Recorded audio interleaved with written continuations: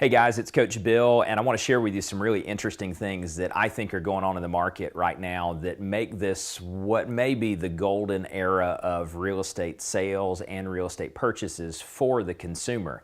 And I think the consumer's asleep at the wheel about this. So I'm going to show you 4 things today, just sort of broadly speaking, and we'll link out to each of the detailed reports of these 4 in the comments section of the video. So we're looking at 4 things: the Case-Shiller Home Price Index, which is a 20-city composite seasonally adjusted from the year 2000 to the year 2018. So let's talk about that one first. Year 2000 is their baseline. We saw the peak of the market back in 2006, 2007. You guys all remember what happened there. Straight to the bottom in 2009. Quick interesting point, generally speaking, bubbles deflate twice as fast as they build, and you'll see that this math pretty well holds true. 2000 to 2006, about 6 years. 2006 to 2009, about 3 years. And we bounced around the bottom for a little while until about 2012, and then the run-up that we have seen in home sale prices up until where we're filming this right now, which is the end of February of 2018. Okay, so let's take that and lay it over the S&P 500, which, as I'm sure you know, top 500 publicly traded companies, so this is a broadly followed stock market index.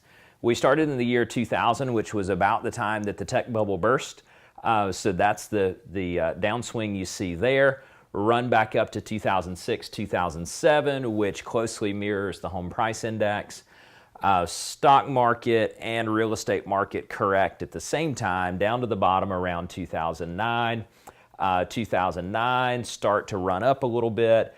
Then we see this sort of blip on the radar here. This is when we had kind of fear of double dip recession and quantitative easing and all that stuff was going on then. Now the run up in the stock market, and then just a couple of weeks ago we saw the market in 2 trading days gave back about 7 or 8%. So that's a little blip there. Now let's come back and look at interest rates now, and I've got 2 interest rate charts for you. The first is interest rates since 1970, and I've got 6% in here, 12%, and then we even saw interest rates above 12%, as some of you may recall. So you'll notice though that just the general trend here, up, kind of moves in this band though of 6, 7, 8-ish percent. After the tech bubble burst and we had a big market correction, low interest rates sort of sparked things. Back up to 2006, another big correction, low interest rates, artificially low interest rates, and have kept them low from 2010 up to today. Here's what's happened in about the past 90 days. We go back to December of 2017, we were at a 30-year fixed rate mortgage interest rate of 3.9%. And we have seen it go from 3.9 to almost 4.4 in about 60, almost 90 days. So let's put all of this together and talk about what it means.